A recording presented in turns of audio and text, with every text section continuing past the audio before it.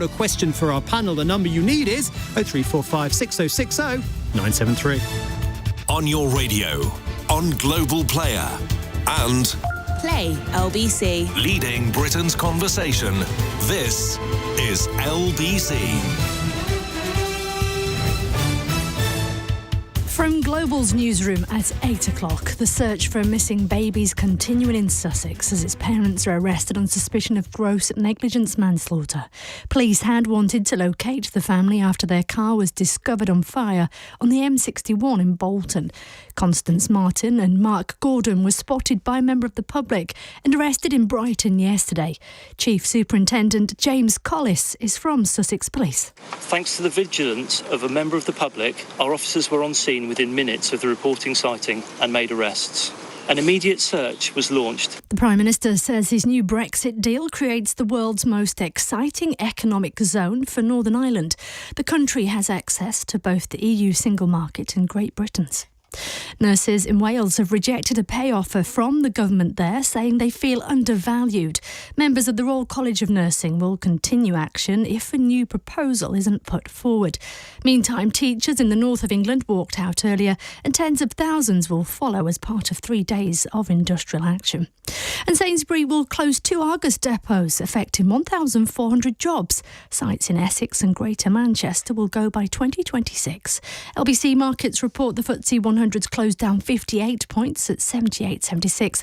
The pound buys $1.20 and €1.14. LBC weather: scattered showers around and a low of freezing. From Global's newsroom for LBC, I'm Serena Farrow. This is LBC. From Global, leading Britain's conversation. Cross Question with Ben Kentish. It is indeed time for Cross Question. I'm Ben Kentish here on LBC. 8:02 the time, and joining me in the studio for tonight's Cross Question are Jim Shannon, the DUP MP for Strangford and Party's Health and Care spokesperson. Richard Foord is here, Liberal Democrat MP for Tiverton and Honiton, and the Lib Dem Defence spokesperson. Tessa Dunlop joins me, the historian and author, as does Alan Mendoza, Executive Director of the anti-extremism think tank, the Henry Jackson Society. Alan, you're also a Conservative councillor. If you've got a question to put to our panel, call now. 0345 6060 973. Call 0345 6060 973. Tweet at LBC. Text 84850. Cross Question with Ben Kentish. This is LBC. Right, let's get straight to our first question, which tonight comes from Stephen in East Grinstead. Stephen, good evening. Hi, good evening, Ben. Good evening, panel. Are Boris Johnson, the DUP and ERG plotting to stop the Prime Minister's NI deal? Stephen, thank you. Very topical, very relevant. Jim Shannon, are you and your party and the ERG planning to stop Rishi Sunak's Northern Ireland deal? Well, it's no secret that the ERG and the DUP have regular contact, but the fact is, no, we're not plotting. But what we are is seeking for a way forward that ensures that the unionist people, which I represent in Northern Ireland, have a say in the process. The reason why I say that is quite simple. Both Tony Blair and Bertie Ahern, both very prominent in the peace process and the agreement for Northern Ireland, both said that unionists must be part of that process. So we need to be part of that process. At this moment in time, the agreement, as indicated by Rishi, we're not entirely convinced that it's reached the levels that perhaps he thinks it has. So we have We've employed a number of barristers to look at the small print. The small print's the devil's in the detail, as a man would say, or the lady would say. So I think it's important that we look at that detail, and we're doing that. And then whenever we've done that, then we as a party will decide collectively, as a party with the executive and with the DUP MPs, whether or not we will support it. So I think that's where we are. Plotting. I'm not a plotter, but I am a person who seeks truth and honesty, and I think that's where I am coming from. You say you're not convinced, Jim. I understand you want to see the detail. At this moment in time, as we speak tonight, are you more minded to support it or more minded to oppose it? I think I would withhold my fire at this moment in time. I'm sorry to step sideways on it, but I think, to be fair, to the Prime Minister, and he's got certainly got. I don't know what he's on, but he's certainly very enthusiastic about it. But I would be enthusiastic if there was more detail and more evidence-based analysis on where we are. I'm not convinced that that's the case. So we will, as I said before, we'll want to take a legal opinion. We're then going to bring it before our party officers and the DUP MPs. Then and only then will we make that decision. Now, whether that'll be white smoke or no smoke, here's the question for you.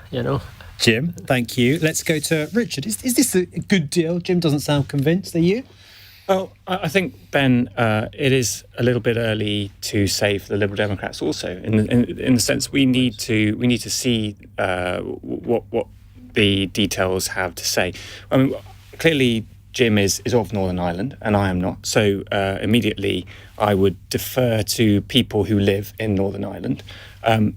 We also do have a sister party in the Liberal Democrats, that's the Alliance Party. Mm. So we speak often with Stephen Farry, the MP from the Alliance Party. I mean, our initial impressions are that it's a pragmatic approach, and that's to be welcome, particularly in a place where there has been real discord in the past. Pragmatism is key to having successful outcomes in the Northern Ireland. I've no doubt. We do have some concerns over the Stormont break, but only insofar as we want this to appeal to all of the parties in Northern Ireland. Alan, your thoughts on what Rishi Sunak announced yesterday? Well, I think it's a great deal in the sense that we appear to have made significant progress from where we were, of course, at this point of terrible impasse where we had neither a protocol that was working, some sense of a future that was going to be sensible in Northern Ireland, and relations with the EU were in tatters. Suddenly, because of this approach, this careful, considered approach, I think we see at least the green shoots here of a solution. It may well be that the DUP and others have reservations. I'm sure they'll look at it in the round and go, well, can we really get something better than this? Is this not realistic, the best sort of deal we can get? Because let's remember what it agrees on. It says that Northern Ireland will be now treated as part of the UK for much of, almost all, 97% at least of things will be the same as the UK. There's a Stormont break that gives Northern Irish parties the ability, at least, for the first time to object and for this to then be brought out there. Those seem to be very significant things. And I think we should, in one sense, pay tribute to the Prime Minister for his careful and considered approach in getting some kind of deal with the Europeans on this, who appear to have embraced that as well.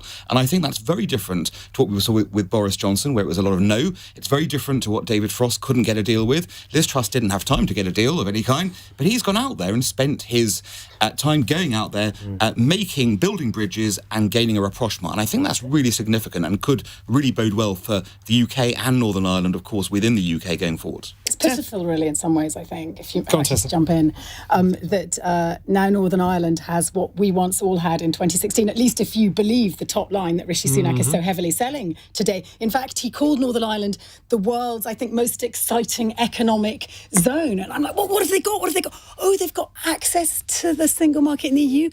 And they can trade in Britain. That's where we were in 2016. And I wonder, Jim, what you expected when you, as a man born and brought up in Northern Ireland, MP for Strangford, no less, what you expected when you voted Brexit. You must have seen this coming down the tracks. Even I could see it, and I'm not from Northern Ireland. Well, I will say that whenever Boris Johnson was at our party conference and whenever some of my colleagues were cheering him to the high rafters, I'm not smarter than anybody else, far from it, but I'm a good judge of character.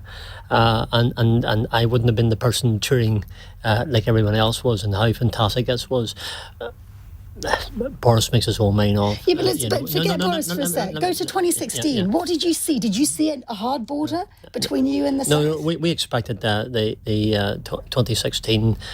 We expected to have the same as the rest of Great Britain and Scotland and Wales. I mean, I always use this phrase. It's a very applicable phrase. Margaret Thatcher said it way back in the 80s. She says now Northern Ireland and Ulster is as British as Finchley.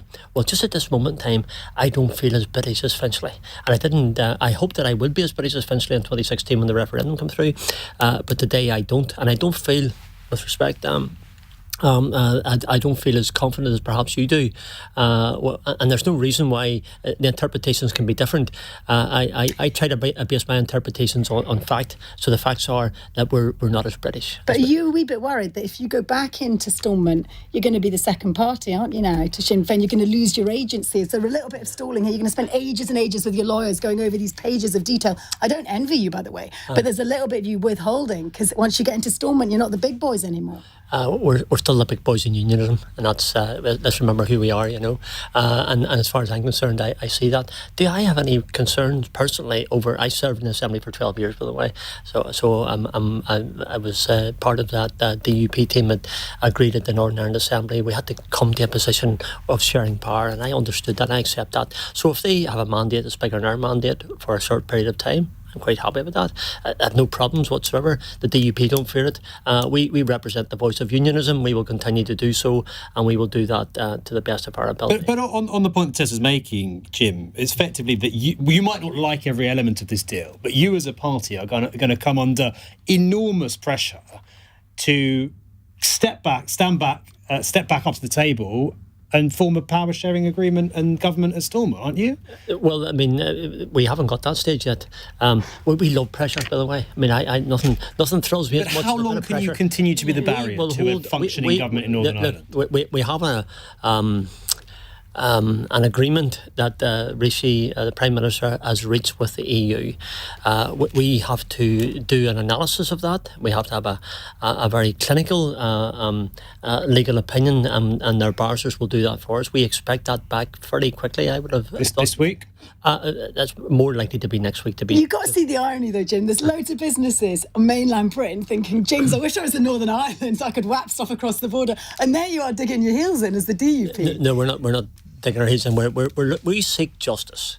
We seek what's right and what's honest. And I've always been my way of doing things all my life. I push for what's right.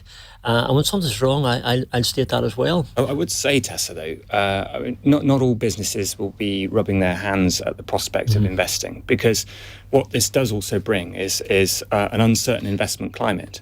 There's going to be no certainty about how much Northern Ireland will be having its regulations that are matching those in the UK as against those in the European Union. And business wants, above all, certainty. Yeah, sure. I mean, you could hear the oversell in Rishi's voice. I don't doubt that. And without a trace of irony, incidentally. Just going back to the question, Stephen also asked about Boris Johnson, whether he is plotting to block this.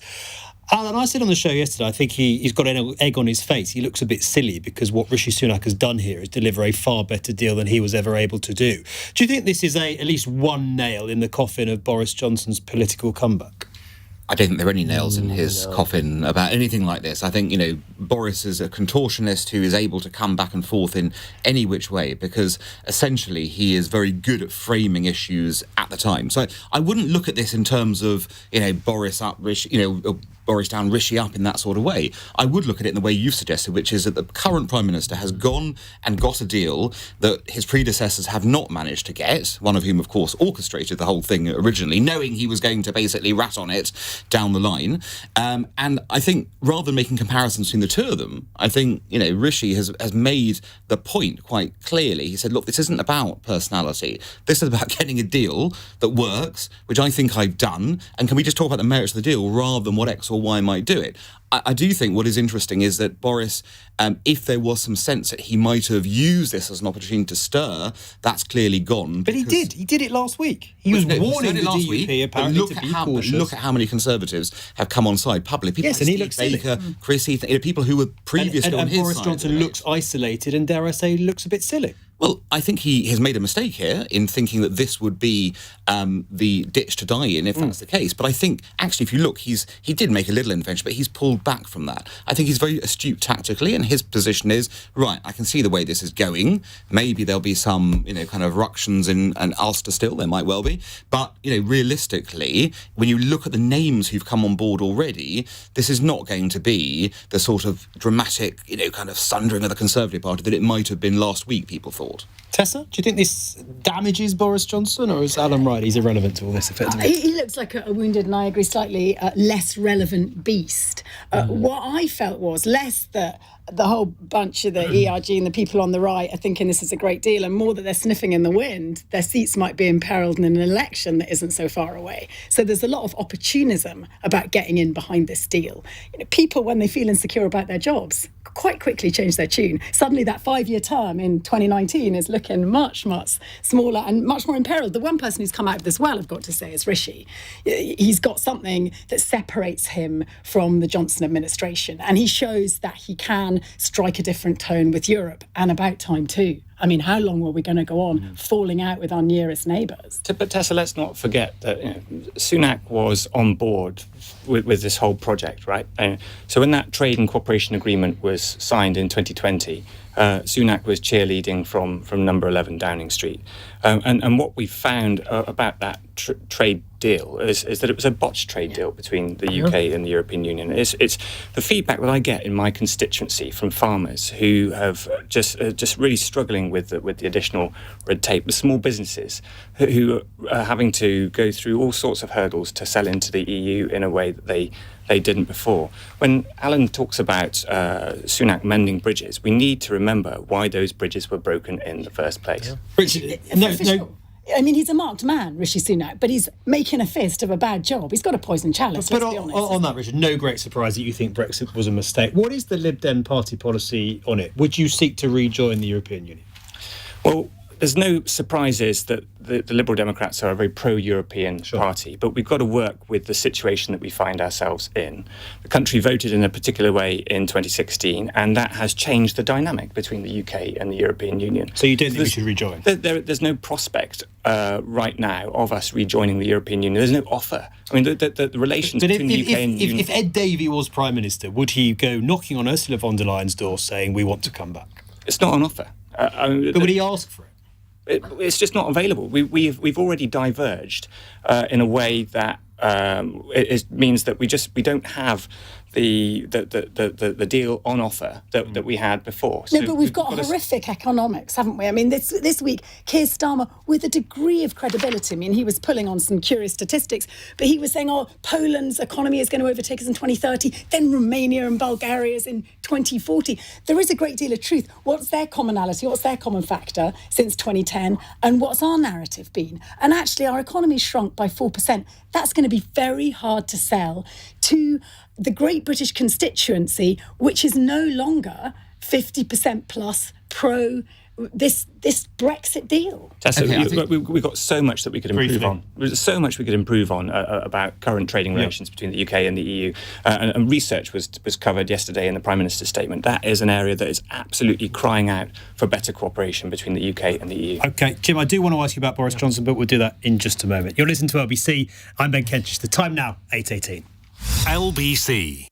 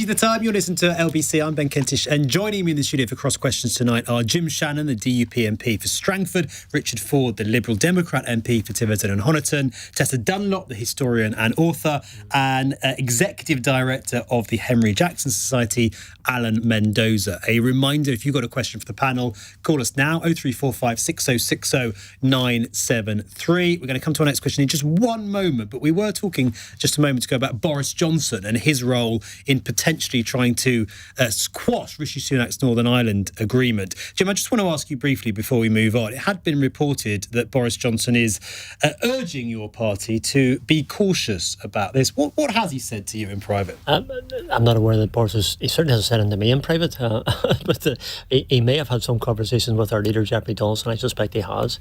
Look, we're not going to be swayed by Boris. Boris is a great guy. There's absolutely no doubt about it. He's sorry. One of the senior MPs said to me one night at the dinner table, he looked across at me over his glasses, not mentioning he owned a sizable portion of Norfolk, I think. But he looked at me and he says to me, he says, well, Jim, what do you think of Boris? I says, well, to be honest with you, I'd love to go to dinner with Boris. Boris would be great fun. But if he's handed me a contract which he signed across the table, I wouldn't believe it. He's not someone you trust. Personally, you'd have an affair with him, but you wouldn't get married.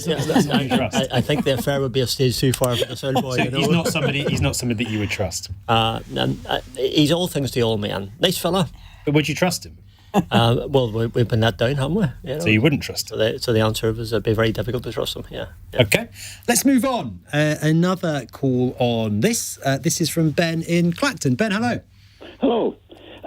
I was born in Northern Ireland, so I'm fortunate enough to have an Irish passport as well as a British passport. And I've got the best of both worlds. And does the panel agree with me that if this agreement goes through, it will make a united Ireland much less likely because the population of Ireland will be happy where they are? Okay, thank you. Ben, thank you very much. Richard? I think whatever we do, we've got to have as our anchor here the Belfast Good Friday Agreement. There's no small reason why Tony Blair felt the hand of history on his shoulder back in 1998.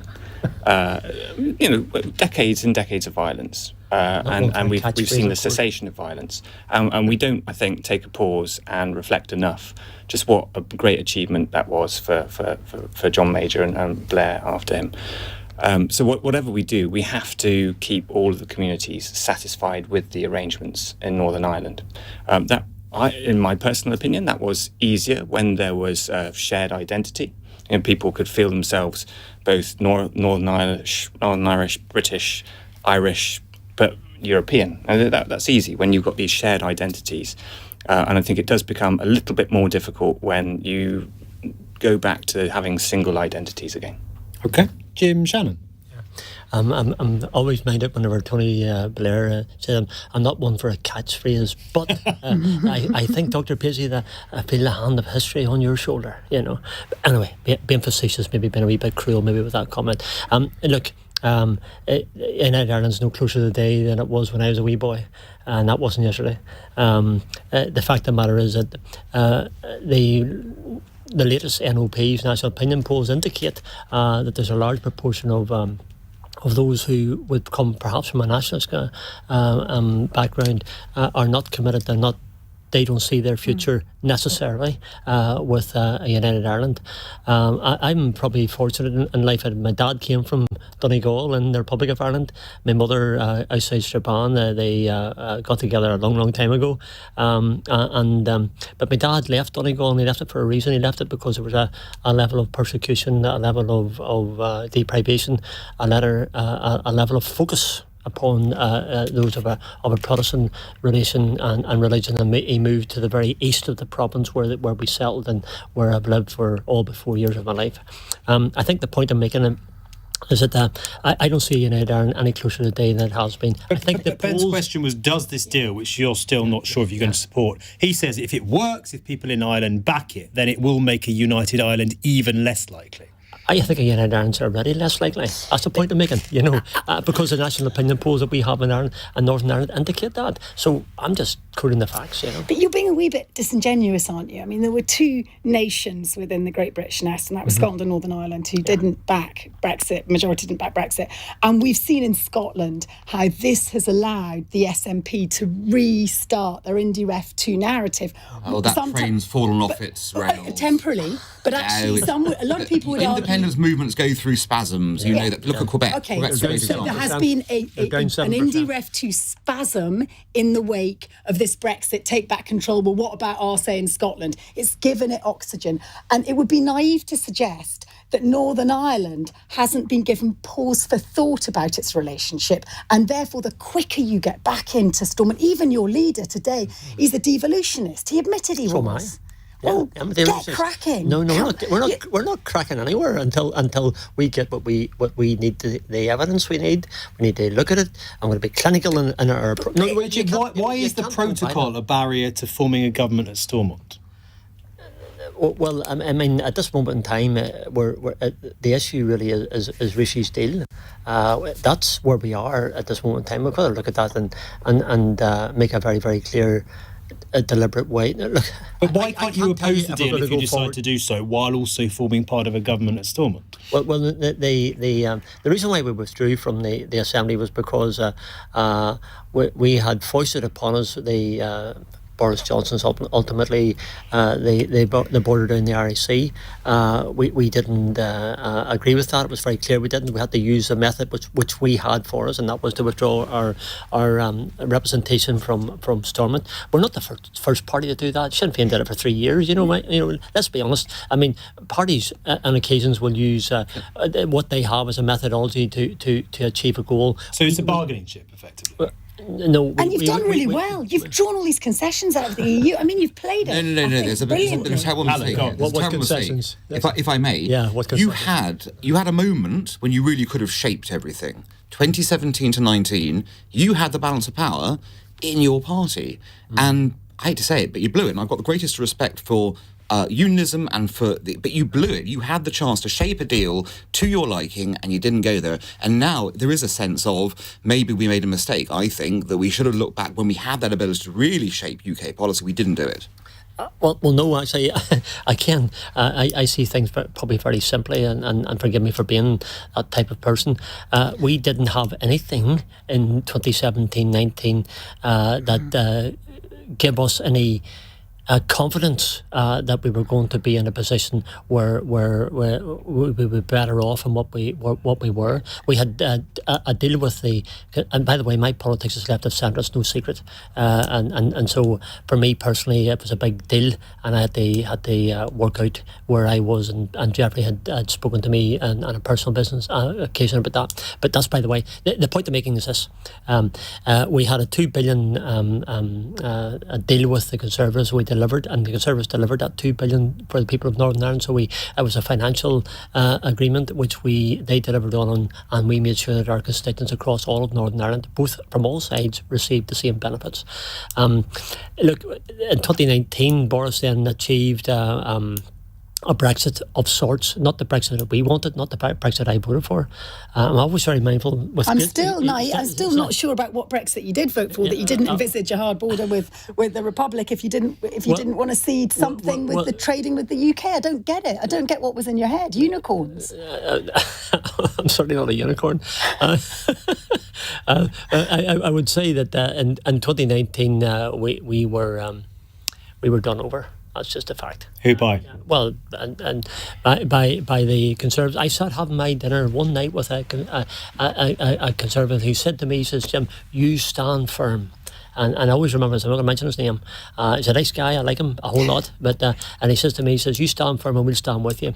Within less than 24 hours, they had all evaporated. That's because they had an 80-seat majority. They didn't need you anymore. Do you feel you were done over by Boris Johnson? They didn't have the 80-seat majority until the election. Do you feel you were done over by Boris Johnson when it came to the deal that he got through Parliament? I think Boris probably regretted what he did, but he did it. Did he mislead you, do you think? I would say that he just let us down. Okay. Alan, just briefly, the question was about United Ireland, just to come back to that before we move on. Do you think that if the DUP don't support this deal, that they will be making a United Ireland more likely?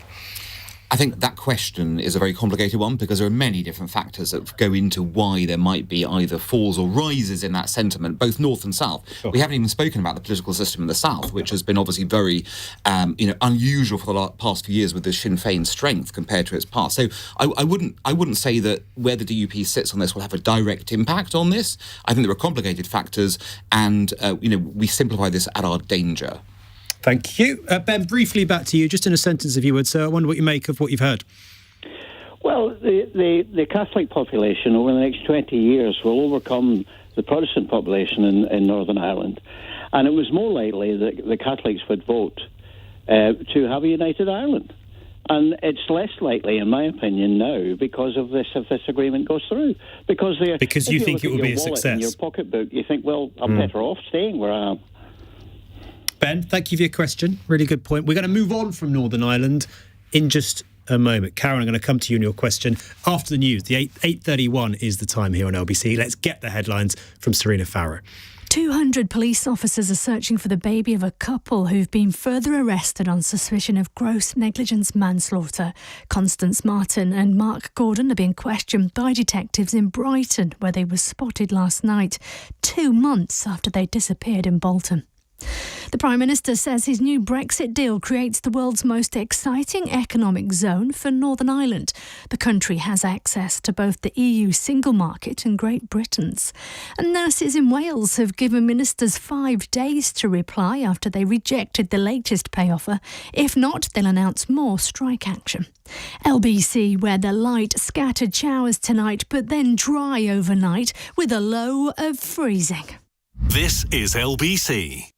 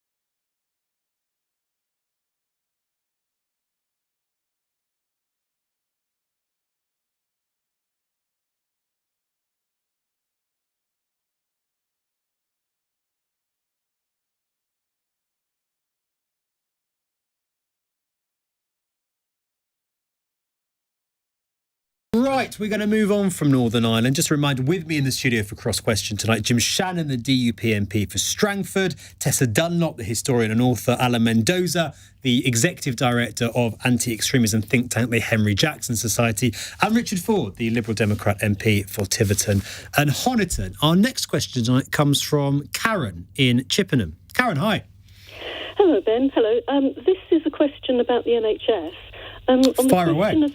On the question of funding in the NHS, why is so much taxpayers' money seemingly spent on management, bureaucracy and administration, and especially the business operations, and also, in particular, in local NHS trusts, when prioritisation surely should be given to primary care services such as GP services, accident and emergency, the acute hospitals, nurses' salaries, ambulance services and elective surgery and so on. So, Karen, just in short, you think the NHS is wasting too much money that should be going on patient care?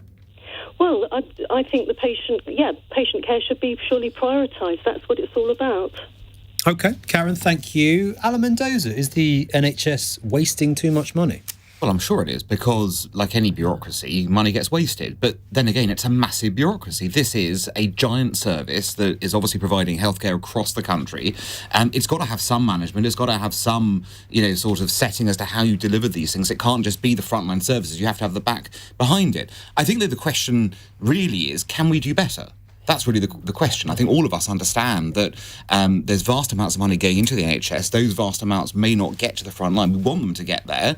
And therefore, it's a question about how can we best allocate the resources. It's clear, I think everyone is starting to come to the consensus that something's got to change. And just throwing more money in is not going to be the answer unless you have some reform that's going to lead to that. So I think all political parties are beginning to see it. I saw what was very interesting. Labour MP, I think it was Jim McMahon, was saying that he had just had an experience in emergency care where he had felt, I went in there and I realised the system cannot stay as it is. Something's got to change. And I think the more we get to that point, the more we actually have a reasonable chance to solve that problem and actually work out how What needs to change, though? Because everyone agrees that it's not working. Something needs to change. What is it? Well, I think, firstly, it is about looking at how that bureaucracy works with another. I've also been in numerous NHS hospitals where you can see one ward not talking to another. There is a sense of equipment here not being following there. I've got no idea about what systems are in use here or what's going on, but it just is obvious to anyone who's in there that there is inefficiency going on. So, yes, clearly there's an efficiency focus. And we've got to work out how we're delivering those services. Is how the NHS is actually organised today the appropriate way of doing it? Are there better ways of doing it? And should we start relieving some of the pressure? There are all sorts of models around the world, in Europe I'm thinking of particularly, where you've got different areas about GP access, other places. Do we have to start thinking about realistically a grand national project to renew the NHS? I say national because it's going to be very difficult for any one political party to have a go at this. But I hear you saying it's not about money, but we have to recognise that not just in Britain, across the globe, there is a healthcare worker shortage. And that means actually money does talk, because we need to recruit the best as fast as we can, from care right up to the top surgeons. And if you look at the more successful models in Europe, whether it's France or Germany, they do spend approximately 1 to 2% more of their GDP on their health services. So I would suggest that, you could give your managers a bit less money, but then you might not get such a good manager, because that's a competitive market too. But actually, pounds, shillings and pence, which we've now reverted to in Brexit Britain almost, it does count. And these shortages, and I know this, I'll give you an example. I know this because I spend a lot of time in Romania. They were losing more of their medics that they were training than they were retaining. So do you know how they solved that problem overnight? They raised doctors' and nurses' wages in 2018 by 70%. Bang. But that's doctors not and nurses. Tessa. We can't do 70%. This is coming from a very low wage in Romania. But that's an example of, these were economic migrants. They were looking for a better wage. And what kept them at home? An honest, decent wage. And if now we're looking, since you had austerity, since 2010, you've had these historic wage freezes in the likes of nursing, which are at the coalface.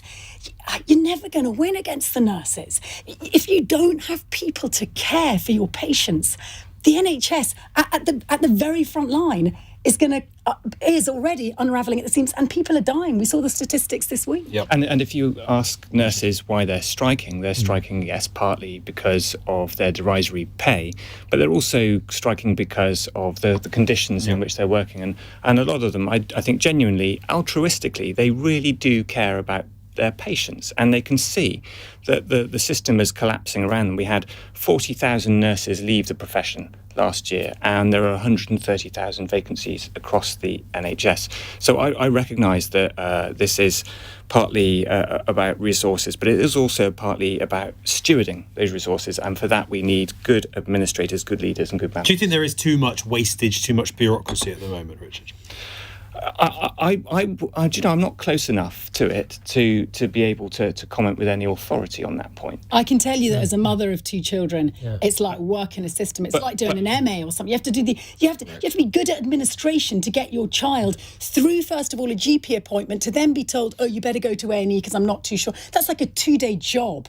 Who has that free time? We let's face it. None of us are NHS managers or leaders, and we don't know the system well enough to comment with expertise on. But we are efficiency. patient. We see the failures. We use the system. Yes, that's true. But I think what stands out above all else, when you talk to the healthcare professionals, and many of them are my constituents, and I do, they will point out to me that there's no prospect of the NHS repairing this worker shortage, this lack of a workforce plan, while the pay settlement for nurses and other healthcare workers is derisory. Do you think the sort of figures, 19%, 25% junior doctors, are they realistic? Do they need to get a bit more sensible? There needs to be a realistic amount paid, which is as close to inflation or as close to that as the government can afford. But the fact that the government has not budged and has not even got around the table with these people for so very long is an indictment on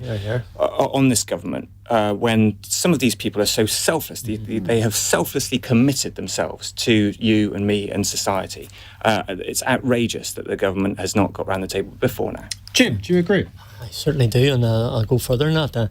I was very pleased to join the picket line of the nurses outside Harrods Hospital. I joined them because why did I do that? I did it because they were right. I've spoken to Steve Bartley at private conversations that we have. It's always an opportunity to do so. His hands I suspect, were tied by Treasury. I think, to be honest and fair. Do you think from your conversations he wants to give them a decent pay? Well, I'm also very, very, very friendly with Pat Cullen, who's the union leader for the Royal College of Nurses. And she's a good girl. I've met her. She's from Northern Ireland, as you know. Our accent with the giveaway on that. But we've had a good conversations. I met her across the bridge there at St Thomas's when she was out speaking.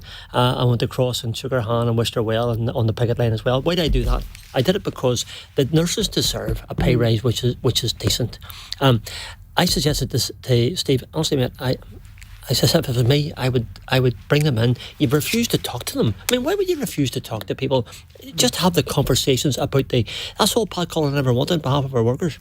Which he's now doing, Steve. Yeah, but he should have done that 3 months ago. I mean, another conversation I had with another minister, again, I'll maybe keep this name out of this one. He said to me, well, we're coming to a stage now where we can have some talks because we're coming into the new financial year, so therefore we can have a balance of money from this year and then go into the new year. It's all about figures, I suspect, at the day. But justice tells me that the nurses deserve more. The people out in the streets tell me that they deserve more. The ones that I met deserve more. No, as well. Those ladies I met in Newton Ards and those gentlemen as well, they're genuinely going to food banks to try and survive. Junior doctors in 29,000. I mean, you can tell me, I'm not saying it's not a brilliant wage for a junior doctor who will progress to something better, I understand. But yes, let's get these talks done. And it should have happened ages ago. I'm really disappointed that it didn't. And I think a government, pick your battles. I said to the guys, pick your battles. This is a battle you don't need to fight. Sort it out. Do you know what I think we're going to see increasingly? It's going to be a return to a period of sort of redistribution like we had post-Second World War under Attlee. 21st century has a resources crisis, war in Ukraine or not. And actually, you're going to see the spivs and the toffs and the moneymakers. They're going to have to be taxed more in the end. And that might be politically very unpopular for the Conservatives to recognise, which is why they're stalling. But in the end, you're going to see those pay differentials, I think, come down. Okay, just one very briefly. Just want to mention the cost for agency staff is colossal. It's 30% more than a wage of a nurse. If they got that sorted out and employed the nurses, give them the extra money, they'd be quids in. Jim, thank you. Good question from Karen. Karen, thank you for your question. Lots more to come, lots more questions coming in. We'll get through as many as we can before 9 o'clock. The time now, 8:45. LBC, Nick Ferrari at breakfast. After a wait of nearly 3.5 years, have they finally got Brexit done? Conservative MP and Foreign Secretary James Cleverly. It was inevitably going to be the case that we needed to put arrangements in place for our trading relationship with the EU. But we could see that it wasn't working. The people of Northern Ireland were telling us that it wasn't working. What should we think of the person who told us that it would work and it was oven ready? Former Prime Minister Boris Johnson. Did he let us down? Boris was instrumental in actually delivering that 2016 mandate to leave the European Union. And if that hadn't happened, a lot of the things that we've been working on would have been moot points anyway. Nick Ferrari at breakfast. Back tomorrow morning from 7. Listen on your radio and on Global Player. LBC.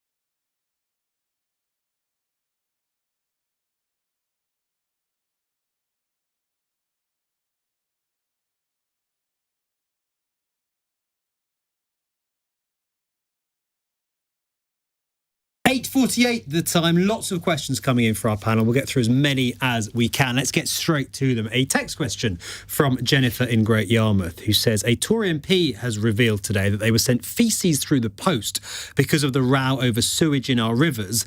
Another criticised the Liberal Democrats for blaming the Tories for this problem. Is the whole issue, Jennifer says, being a bit overblown by the likes of the Lib Dems and the man for the undertones? This is Simon Jupp, Tory MP, who said it's frankly ridiculous that the Lib Dems are blaming the government for sewage in rivers. Is this your fault, Richard?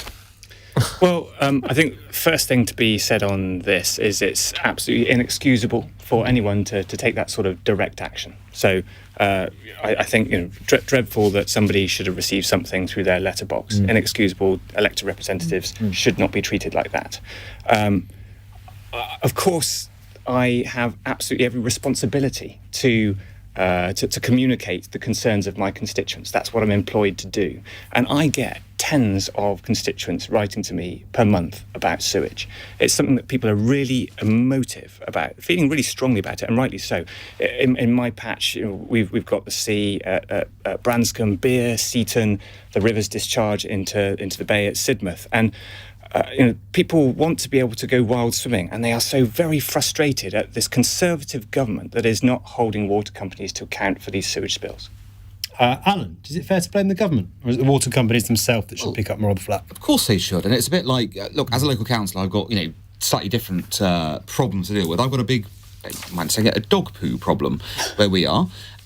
Is it the council's fault that there's dog, or is it the owners essentially who are to blame for this? It's a bit different, isn't it? Because this is sort of institutional. Well, it is and it isn't. It isn't because we know who the culprits are here. It's the water companies got to pick up on this. I think the government also needs to work with the water companies and move this issue forwards, and to enable that everyone wants clean water, everyone wants sewage gone in this sort of way. But to suggest the government suddenly is to blame for what the water companies are doing, yes, there's a direct causality. They are failing to regulate. They are failing to regulate these water companies. I think it's more about actually working with them to actually solve this problem. Nobody wants to see sewage and water, do they? The water companies are taking enormous bonuses, and people find it offensive that South West Water, for example, which has got a 1-star rating on my patch, is paying its chief executive more than £1 million by way of a bonus. But I thought a proposal came from the Lords and it was voted down in Parliament, and this was to better regulate the water companies. And I never understood why that was stalled. It seemed like a no-brainer to me.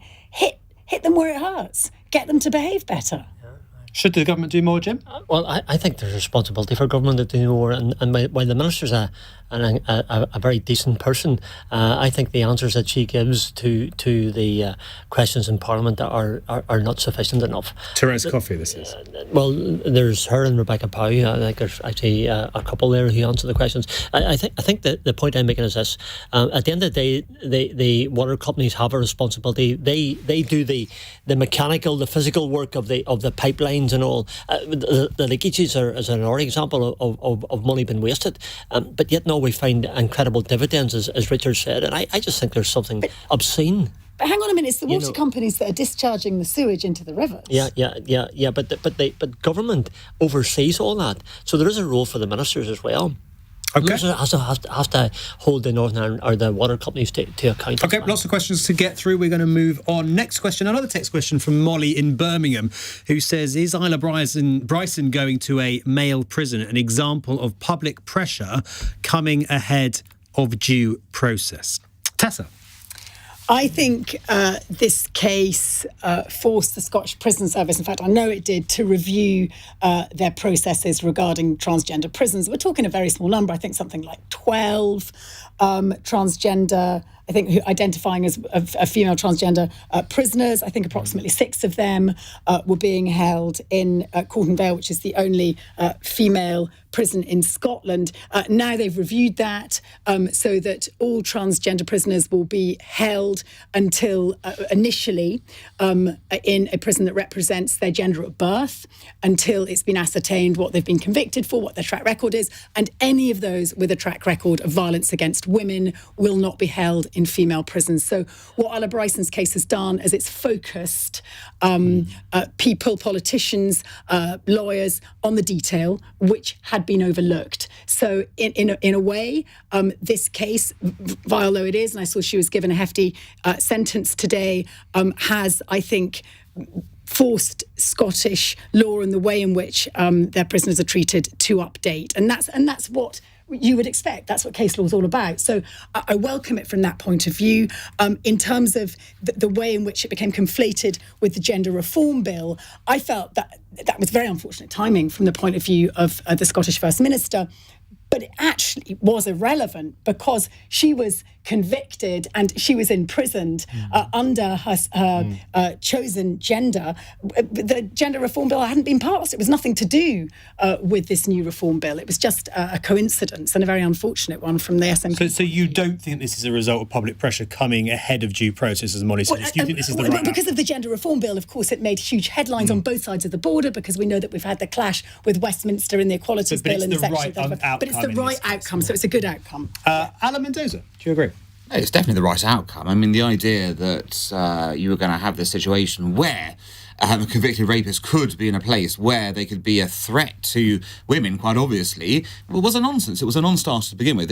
It's quite extraordinary, actually, that Nicola Sturgeon's political career, at the end of it, was over this issue, essentially. Yeah, there are other things, of course, but for her to have gone out and, really sort of looked at this issue in the way she did, just is inexplicable, because both from natural justice point of view, from common sense point of view, it was obvious what needed to happen here, and indeed a loophole has now been tightened up. But to be fair to Nicola Sturgeon, this was a passion project for her for 6 years. And I knew, because I know people who work with Nicola Sturgeon, that she intended to resign before this upcoming election. That may well be true, but history teaches you that where you go ends up, the people will go that it's linked, whatever you say on that matter. 65% of the Scottish population were against what Nicola Sturgeon was bringing in. I think she, and I say this respectfully to her, I think she failed to acknowledge that. I think the fact that the SNP have fallen 7% in the polls is an indication of a wrong judgment call. For me, Tessa, it's a quite simple issue. It's about the safety of women. And I will speak up for the safety of women over and over again. So therefore, the decision is the right one. Richard, do you mind? I just want to address Molly directly on this one. I think, Molly, you're right to have asked the question about women's safety. And sometimes when we draw so much attention to one case, as we do in this case of Isla Bryson, we miss the fact that there are so many rapes and sexual offences committed against women that are going unconvicted every single day. And I think let's not all crowd on this one incident, this one case, and miss the bigger picture, which is unconvicted sexual offences. I fully accept that, Richard. Do you think this is the right outcome, though? That a trans woman who has a history of violence against women should not be in a female prison? It's the correct outcome, but I think there is so much heat around this issue when really what we ought to be, when we're discussing this, and politicians, the press are discussing it a great deal at the moment, we're not reporting on, we're not discussing the minuscule conviction rates for rape and sexual offences. But also there's an awful lot of golf club feminists who are suddenly jumping on this bandwagon. I don't think that they were really concerned about women's safety in Cornton Vale up until this point. And incidentally, Isla Bryson was secluded, so she didn't endanger any woman when she was being held. In literally a yes or no, please. If there's not a history of violence against women, is it right for trans people to be imprisoned under the gender that they choose? Jim? I'm not entirely convinced of that. I think not what they choose. Even if there's no history of violence. Okay, Tessa?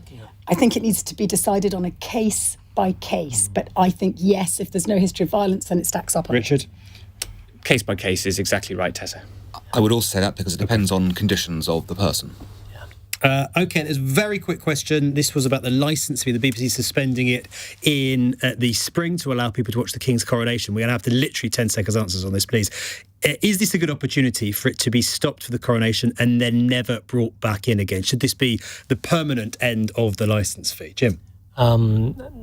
I think the licence fee probably has a role to play, but I do think that those of a certain age should have some concessions. I think it's important that we do that. I think we all look forward to the coronation. I think it'll be a special occasion. Richard? I'm a big fan of the public service broadcaster, but some of the changes it's proposing to local broadcasting probably need review. OK, and Tessa? This is about binding hearts and minds. What I want to know is, will Harry and Meghan get a BBC permit in Montecito so they can watch? What's that got to do with the licence fee? Yeah. Well, no, but what I'm saying is, will they be allowed to? Will they want to watch? Will they won't want to come anyway, That was a clever attempt by Tessa to shoehorn another subject into here. Look, the reality is BBC funding, like NHS funding, is outdated and needs to be resolved in a very different way. I think this should open up a whole debate about where we go with BBC. OK, that question was from Adrian in Wolverhampton. Thank you. Our final fun question tonight comes from Kerry in Margate, who asked the panel this. An EasyJet pilot did a full 360-degree loop last night while flying to the UK so the passengers could see the northern lights over the North Sea. What natural phenomenon or sight of beauty would you go out your way to see as this pilot did. Thank you, Kerry, for that. Tessa, put you on the spot. Wow. I would like to climb Ben Nevis alone at night. Alone at night? Yes, I think because there's so many people. I love Ben Nevis. I love it. It's the top, the highest. Huge. Jimmy boy. Jim will go with my you. goodness. Look, it's so crowded. It's so crowded up there. All these lycra warriors. And I would like what to about women's experience safety? the top of Britain on my own. Okay. Tessa wants to climb Ben Nevis by herself at night. Richard? I would recommend wild camping on Dartmoor. Is that in your constituency? It's not in your constituency. It's not in my constituency. It's something I care passionately about. It's something where our rights to do so have been infringed lately, and I want to see. I can see the appeal of that. Alan Mendoza. Great Barrier Reef. For me, it's the ecosystem that's existing there, unique, incredible life, flora, fauna. It's fantastic, and I've not been there. I'd like you said. There's not much left of it. Not my way. Well, that's why go now. Go now. Finally, but last of all, not least, Jim Shannon. Well, I'm going to be really parochial, so I'm going to go for my constituency of Strangford. I live on the edge of Strangford Loch, so I get the most beautiful view. But you've already seen it. You don't have to go out your way. But you're there every week. I love going every day to see it. Scrabble Tower in my constituency as well would be another place I'd love to go. Why? Because it's all about the people that I love. Well, the question was, where would you go out of your way to see? You can't say home. Well, on my way probably to Florida. Florida. Okay, we got there in the end. Thank you. But I have to get a wee bit of it Strangford then, you know. Thank you all. Thank you to our panel tonight, Jim Shannon, the DUP MP for Strangford, Richard Foord from the Liberal Democrats, Tessa Dunlop, the historian and author, and Alan Mendoza from the Henry Jackson Society. Coming up in just a moment, we are going to be talking about homelessness in this country. Figures today reveal the number of people sleeping rough on our streets has increased by a quarter in the last year. If you've been affected by homelessness, if you have been homeless, really want to hear from you between now and 10 o'clock. What happened? What was it like? What support was on offer to you?